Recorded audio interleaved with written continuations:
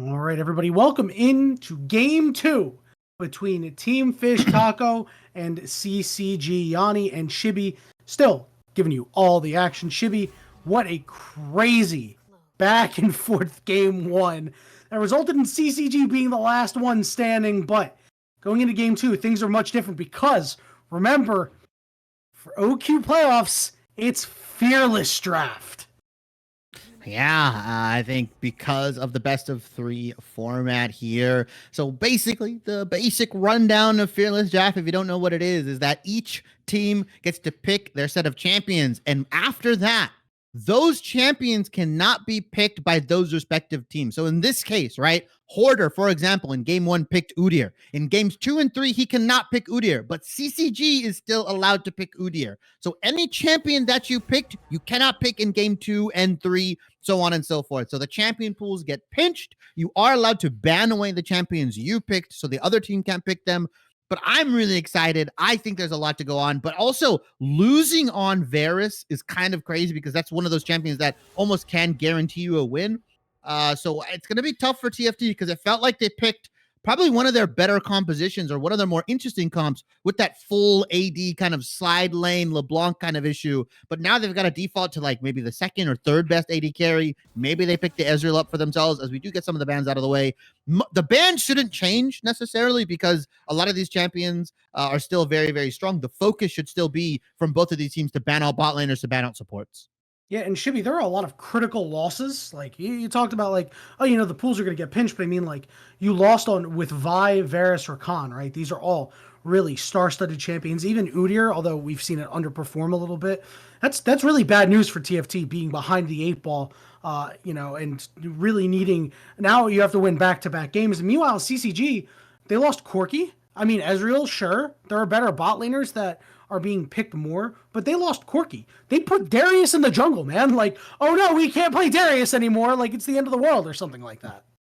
Yeah, they lost Darius, Olaf, and Maokai. There's still a whole ton of power picks, both in the top lane, in the jungle. Like Xin Zhao is still open. Rumble has somehow been let through this draft once again. I mean, there's so many different champions. Akali is still up. Flocon might fancy himself the Akali here, or he might just lock it in and put that a flex for Crimson potentially. I mean, CCG has already defied my expectations once by putting the Darius into the jungle. They might just get a fancy here, as that Akali does get locked in here.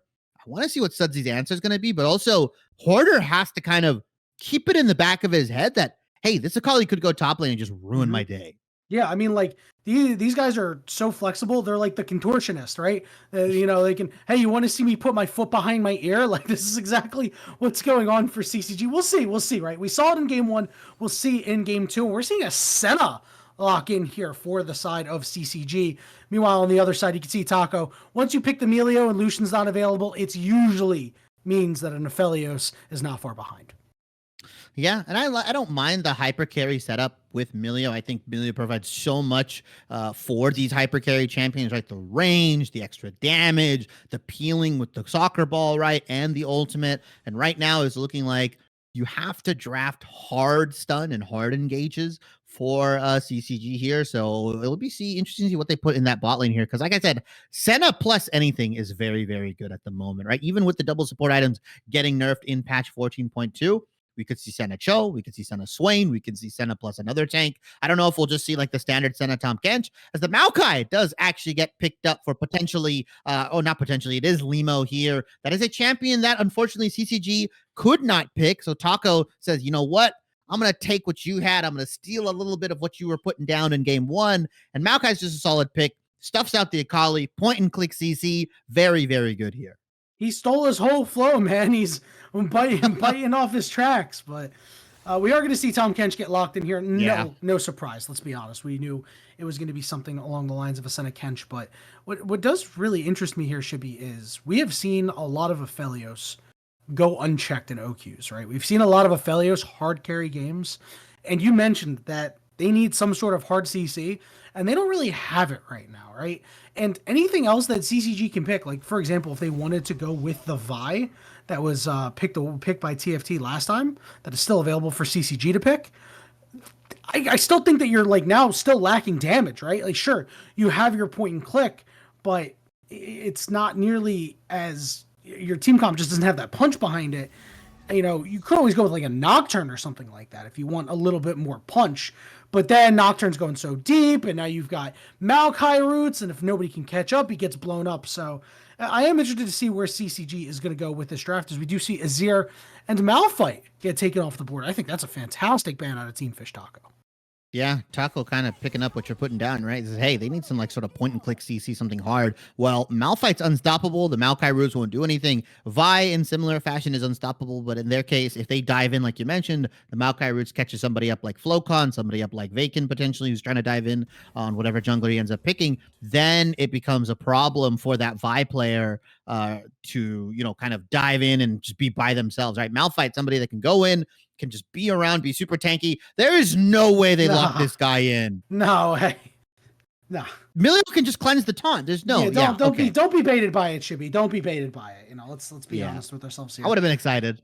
Yeah, I would have been too. But they are going to go to Jarvan, and Jarvan, I you know, does fulfill the role of point and click when you are up against a champion like an Aphelios, right? If he, you know, flashes out of the Cataclysm, all right, fine. You know what? That's a big cooldown. You'll take that. I wonder if CCG is going to lock it in their final pick with the hot pot combo, right? The Szechuan sauce, if I like to call it, with the Rumble dropping over, right? It's a very, very popular combination. It's very, very strong. We could also see like Jarvan Camille, right? Another dive-centric champion based off of what we see in this top lane. That's another really good dive buddy duo onto Aphelios. You can make the life a living hell. They're going to have to kind of pick another tank here. So what is Hoarder going to end up taking? His Udyr is not available to him because of he picked it in game one. Are they going to opt in for something like the Ornn? Are they going to opt in for something maybe a little bit more versatile potentially here? They're going to go for the Jax. And I honestly feel like Jax is one of the biggest losers this new season because he just doesn't do much, right? Like I feel like his build path, it was so dependent on Divine Sunderer being this beefy, tanky guy that can also do a lot of damage. Sundered Sky is a little different because it doesn't really give you that much like health and everything like that. It's more based off who you auto, who in the side lane, and they're going to lock in the Riven, a champion that I think has actually been a big benefactor of the new season here with the changes to things like Sundered Sky, Spear of Shojin, all these different champions, all these different items. And also Riven got quite a bit of buffs. We already saw it in the LCS last week with Sniper. Guess what, Shibby? It's in the bloodline. Listen, Viper can play Riven, Sniper can play Riven. Of course you know that Crimson is able to play Riven, like the triumvirate of the brothers, right? And now we're going to see Crimson make his mark on this game. This is the put up or shut up game because I think Team Fish Taco has a fantastic team fighting composition, but Flocon and Crimson on these champions, on this Akali, on this Riven, can absolutely cause a lot of chaos and rip it apart. And if CCG can win this game over Team Fish Taco, that tells me that this team is ready for the big time. I mean, that just shows me that they're ready for Fearless Draft, right? Imagine these are the champions that get taken away, right? Okay, are you really that mad about losing the Riven here if you lose game number 2 here if you're CCG? No. Losing Jarvan? Nah, you still got Crimson, you might be a little upset. You might be a little upset, right? Maybe, but he's obviously got the chops to do it in the top lane here. I mean, what a mega counter pick. And yeah, I was going to say Jax, big loser for this new season. I feel like his build path kind of got butchered. You can't really index into that Zhonya's. It takes a little bit more time for you to get to that really split push menacing Jax, who was so dependent on Divine Sunderer back then. While Crimson on this Riven with the Ignite has a plethora of items to build here. You want to go CDR, you want to go lethality, you want to go attack damage. Oh, the world is your oyster, and you know the shopkeeper is ready to give you everything. Do you remember, Shibby, that there's a reason why Jax is still picked and is still very popular. A lot of that has to do with the fact that this kid is just still strong, and especially for team fighting, right? You know, you get a good flank with a Jax, it's just so over. Like, take a look at everything that Team Fish Taco has available, right? You know, Levitate is going to be allowed to cook here because you're going to have to be worried about Orianna Shockwave, the roots coming out from Limo, and then any potential flank from Hoarder. So I think it's not more so the, hey, we're going to feature Jax as our carry, but we're going to use Jax to open up our true carry in Aphelios a little bit. Yeah, the interesting thing to note, right, is that he's still like relatively popular, but you got to look at the build path that people are going. They're running into things like, first item Triforce, then they're going Sundered Sky, which is not giving them too much tankiness, right? Some of them are opting in for more of a bruisery build with Titanic Hydra. I've seen some Triforce into Stayrax. It's all like not super heavily armor dependent. Was back then you could go things like Frozen Heart, second item or third item, right? You'd go Zonya's, you'd have a bit of armor, you'd have a bit of MR with Wit's End. I feel like the Jax build path at the moment is not that good. And unless you're like an expert Jax player, like if you're Bin, for example, yeah, you can make it work. But Crimson on the Riven, you already know he asked for it the moment he saw the Jax locked in. Yeah, he said, "Give me that." So we'll have to see how the lane goes up top and really everywhere, right? The couple of things that could occur in this game. We'll see how this bot lane of Trevor and Red does, because that Levitate and Snow 2 should be able to put a healthy amount of poke on them, but also a healthy amount of sustain on the other side, as Ignite is burnt by Crimson as he wants to chase down into Hoarder, but can't do anything more. Yeah, and this interesting thing to note here is that we are seeing the Grasp variant of Jax here. I'll wrap up my final point on this, is that the build path that I've seen for the Grass Jax is actually completely different. They go like Jax Show, they go Kanik Rukern, they go Frozen Heart. It is just a tank Jax in the top lane. Shibby's favorite item, Kanik Rukern, is Vacant is in the area. He did step over a ward. Hoarder does have a flash available, and he will have to burn it. Vacant smartly holding his. But here comes Limo. I just don't know if they'll have the damage. If they want to go in, he's going to go on to Vacant. Flash is there. Crimson getting it knocked back a little bit, but is able to try to hop back in. Limo forced to flash as well. So overall, 2 flashes for 1. Victory for CCG. And I love that Vacant held the flash until he saw the W animation come out from Maokai, puts him in a much more deeper position, allows Crimson to get a lot of that extra auto damage off with the passive plus the abilities. Unfortunately, Crimson is a little low here, and historically, right, Riven's HP regen has been one of the biggest gates into her laning phase, right? She doesn't have the best HP regen. It's kind of rough for her. And so she's got to kind of wait a little bit longer. As bot lane, Red's completely caught here. The heal gets burned. He's got no flash left. And Levitate is just autoing him from downtown because he's got green gun, but Snow is the one to pick up the kill. I'm sure Team Fish Taco will take it all the same.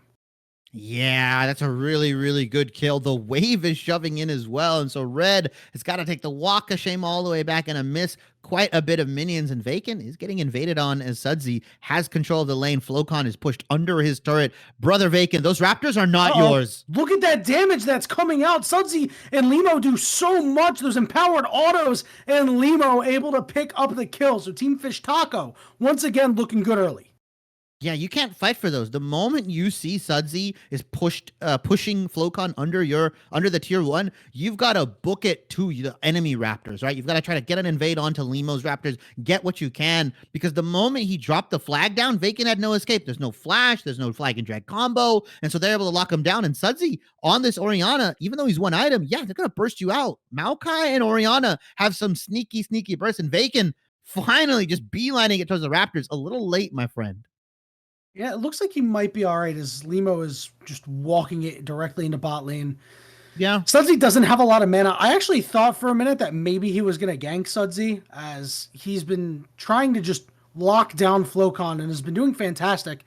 As Vacant is now coming in for the gank here. Sudsy, no mana. Does have flash available. Might have to burn it. Does get knocked up. He's trying to do some damage to Flocon. Sudsy can hold the flash for a little bit longer, but he might have to burn it soon. And Flocon flashes onto him and gets the kill. Sudsy is just holding the flash for next game. Saving it for next game? Yeah. I love how we were on the same page. I mean, I'd love to understand the decision making behind that. Maybe he values it more because if you burn it now, then once Flocon and Vacant hit level 6 in the next couple of minutes, then you die there. So maybe I would argue Sudsy is probably saving it for when Vacant and Flocon eventually come back with the Cataclysm combos. Now bot lane, another fight. Red takes way too much damage. Levitate rips him apart. Vacant is burning away. He's so low, and Levitate will flash on top of him. 2 kills for the Cephalios. That's not what's supposed to happen in the Senna Tom Kench lane, right? You're not supposed to die that many times, at least 2 times right now here. they're just taking some really, really unfortunate trades here. And right now, Levitate 2-0 on this Aphelios. You talked about Aphelios is going unchecked in the game. Have you ever seen one have such a big lead in the early game? I mean, I've seen it before, and usually that means that things are going bad for the other side.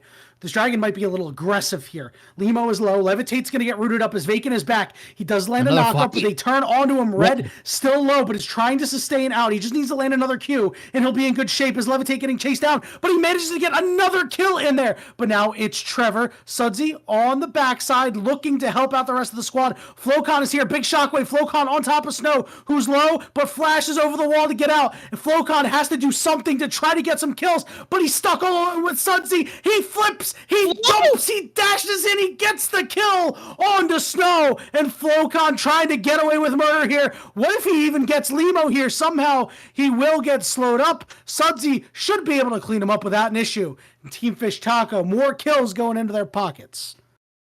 Flocon tries to salvage a very broken play from here. CCG Red has died, respawned, and respawned 3 times in the past 3 minutes. It is a rough level 4 game. He's only level 4 to Levitate's level 6. He's lower than Snow 2 at the moment right now. He has missed out on a ton of EXP, a ton of minions. Rough bot lane for CCG here as Taco in 2.5k gold lead, everything burning on the bottom side. Crimson's looking over at the apocalypse on the other side of Earth and wondering, how is he going to save the day?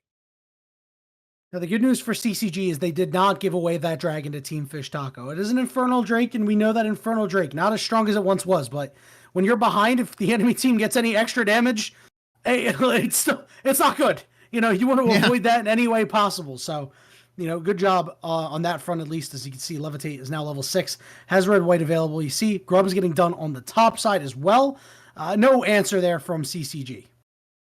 Yeah, they can't really do much here, right? I mean, Sudsy has the push. He's got priority. He's already there. They're going to lose out on the first 3 grubs here. The goal for CCG now is to just pick up 1, minimum 2 at best, right? So you can deny the 5 to 6 buff that you get from grubs here. But Sudsy on this Orianna just really playing so well right now. Mm-hmm. One of the individuals that I looked at during this Fearless draft, right, or the Fearless part of OQs, I was like, this guy has got a relatively deep champion pool. He should be good to go. As of right now, he's just picking up the Orianna. Last game, obviously, didn't go as well for him on that AD LeBlanc. But the fact that he's able to pull that out and play it just shows me how well he's situated for these kinds of games. Absolutely. And, he had a pretty good game, right? The result wasn't what the team wanted. And yes, maybe if he was playing a different champion, the result would have been different. But overall, you get a solid performance out of your mid laner on a champion that, is still on the outskirts of the meta. You will take that any way you can. As you can see, Vacant is up near the top side. Flocon had shifted up as well. They're expecting Quarter to push this out. Crimson wants to get another kill here. We talked a little bit about it. We missed it earlier, but Crimson actually ended up solo killing Jax earlier on when that whole bot lane shenanigans happened. As now Vacant. Yep, good job there. Flag and dragon, wanted to hit the Cataclysm, Hoarder with the flash, and now bot lane's in trouble. Rest in peace, Trevor. He is going to go down. It's just a matter of who's going to get the kill. Wait a minute. He gets eaten, and he's going to get thrown under the turret here. Levitate could be in some trouble. The shielding, the healing on Trevor is so much. They try to give away the kill, and they actually just let the kill slip through their fingers.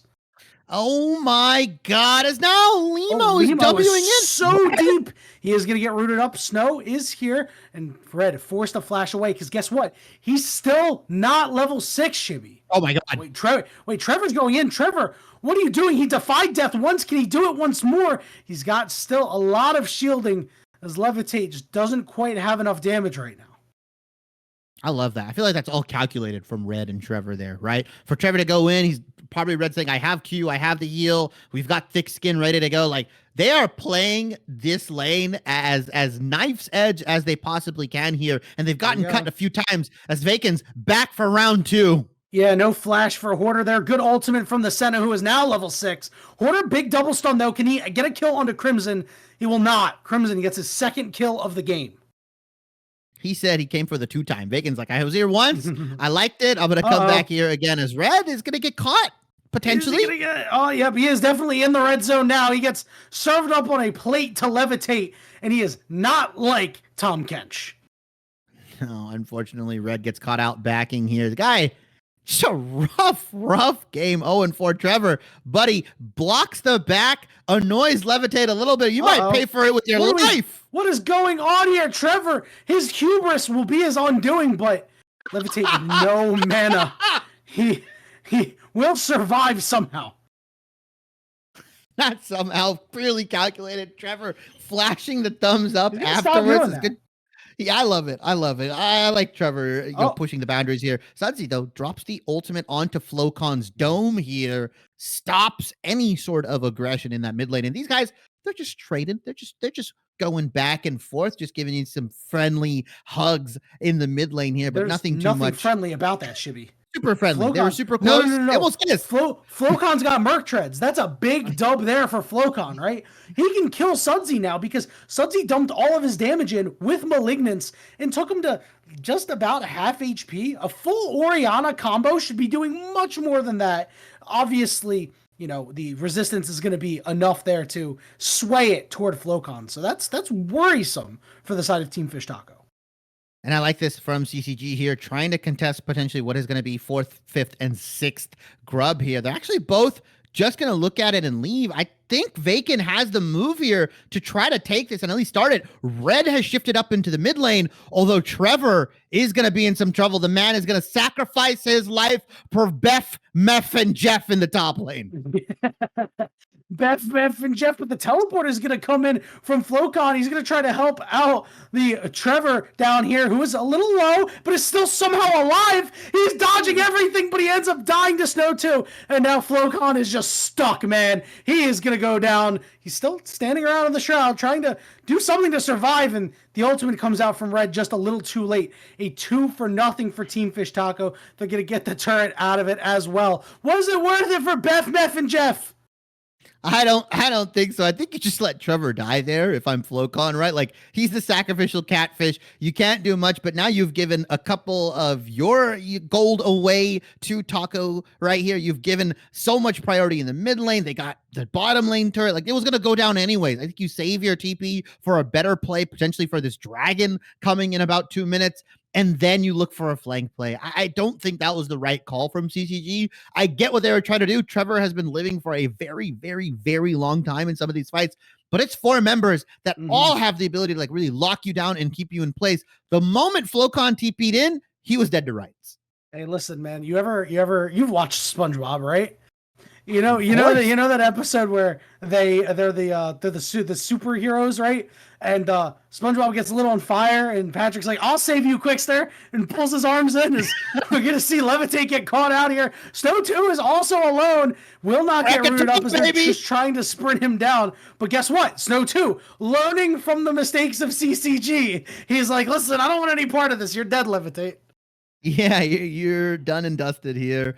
Levitate gonna get his 2nd death of the game. Still 5-2 on this Aphelios. Well and healthy on the item curve. Kraken Slayer built going probably into what is going to be an IE, and he might have it before this dragon fight. If he does hit that item breakpoint, CCG are going to have a tough time contesting him because it's going to be Vacant, Crimson, and Flocon's job to kill him. But when Snow 2 is sitting on him, when Limo is sitting on him, when the Maokai has the W ready, it is so rough to get on top of this AD carry.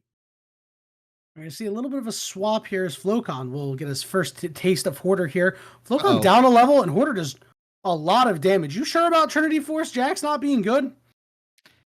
I mean, there's no armor or anything like that. It's Jax. Vacant, though, cleaning stuff out as the Herald will be taken down by Limo. Yeah, you don't have that priority. There's a bunch of members in the top side. I'm not saying Trinity Triforce Jax doesn't do damage. It's just a little bit less. It's less satisfying than what it would have been Divine Sunder. If that's Divine Sunder or Jax, he kills a Kali and still is alive with 50% HP or more. I don't know about all that, my friend, as Limo is going to be able to pick up the Rift Herald. Sudsy potentially caught out here. A good shockwave landing onto 2 as Hoarder is in the area, but so is Red. They realize they can't do anything more. Turret goes down. Rift Herald as well. 2 members in the mid lane for the side of CCG means this crash will go relatively uncontested. Vacant is here, and so is Crimson. It's a 3v2 for right now. The Mites are out in forces. Vacant is going to get in the middle of 3. Big knockups, big stuns, big damage as they're trying to get on top of Levitating Solo, and he finally dies, but they're able to trade a kill back, and now the target is Vacant, but he's eaten by Trevor. Vacant, big shield, but it's a double kill for Sudsy. Vacant on the backside, just trying to say, hey, look at me as Limo is getting shot from behind by Red. Vacant is taken down. Limo flashes away. Flowcon wants to get this kill real bad, and he realizes, I just need to go in on him and get away. And when the dust settles, Shibby, it's a 3 for 3. Overall, not too bad for CCG considering they're down 4,000 gold at the moment. They're able to pick up a pretty solid team fight. When you're down in gold like this, getting 3 for 3s, getting even team fights is definitely the move here. Although this Maokai, Limo putting in a lot of work right now, 13 KP out of the 14. The man has been quite literally everywhere. And the only kill that he's missed out on was, I think, in the early game there. So very, very well played from Limo, from Taco here. I mean, that's a solid fight. CCG got what they wanted out of it. Got the right kills onto the right members, but Flowcon's going to have to do a ton of heavy lifting along with Crimson to keep them relevant in these team fights. And with that infusion of gold could be enough. They're still down quite a bit. 4,500 right now. Team Fish Taco, it feels like they're one good fight away from breaking this game wide open, right, Shibby? And it looks like they're going to be able to pick up this dragon without any response from CCG.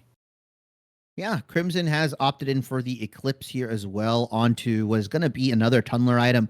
Could be Sundered Sky. I'm going to suspect it's Sundered Sky. Could be also another Titanic Hydra potentially, right? There's so many Sundered Sky items that you can build. You can build multitudes of them. I want to see how Crimson's build is going to evolve and how he's going to play these team fights. Because Riven's biggest issue is like getting in onto the back line, getting the damage down. In lane, they're okay, right? They can, if you're a skilled enough Riven, you can solo kill the enemy, you can put up in a lot of pressure, but how can you navigate these team fights? How can you get the damage down and needed for you to be effective, right?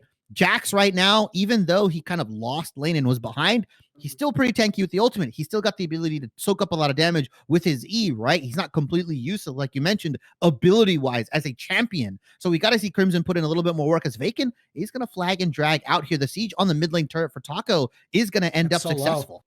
And here comes the Roots. Looks like they're going to be able to get on top of the Jarvan. He does flag and drag out, and he will be able to survive. But Team Fish Taco, they got what they came for.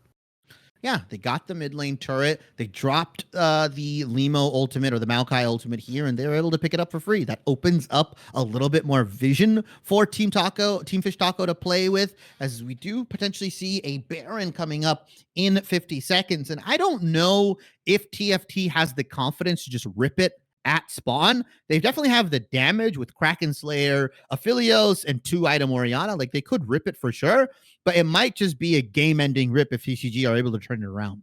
Yeah, I'd imagine they're not going to touch it with a 10-foot pole, should be. 20 minutes into the game, when you've got a lead like this, that's about 4,000, you don't really, they realize they're in the driver's seat, but they know. I think they've got a feeling that they're not quite as far ahead as they thought, but you have to remember, the scaling on the side of CCG is very, very scary, right? We know that Jax can scale for Team Fish Taco. We know that Aphelios can, but Senna's got that infinite scaling. Eventually, this Tahm Kench is just going to be very unkillable as opposed to partially unkillable. And of course, Riven and Akali still scale very well.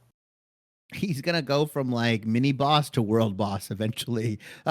Trevor is just going to get massively, massively tanky. So the ball is in Taco's court. They've got to try to end soon, but I think they're okay if it goes a little bit later, right? Aphelios, Orianna, Jax, massive, massive scaling champions. Eventually, these guys are just going to run over team fights here. And I like that they added on both Maokai and Milio from behind. Wait a minute, big engagement here as they got on top of Red. Red gets eaten by Trevor as he's trying to get him out of there, but they both get knocked back. Red trying to escape route out. Levitate is being cut off by teleports as Suji on a rampage getting a kill on the side. Now They're chasing down 3 members of CCG. Crimson trying to get on top of Levitate, but he can't. Vacant is low. Crimson is low. Crimson is dead as Snow gets that kill, and now it's just Flocon stuck in the shroud, but they know where he's at, and like a pack of sharks get on top of him. A double kill for Hoarder, as now it's Team Fish Taco's time to get to the Baron.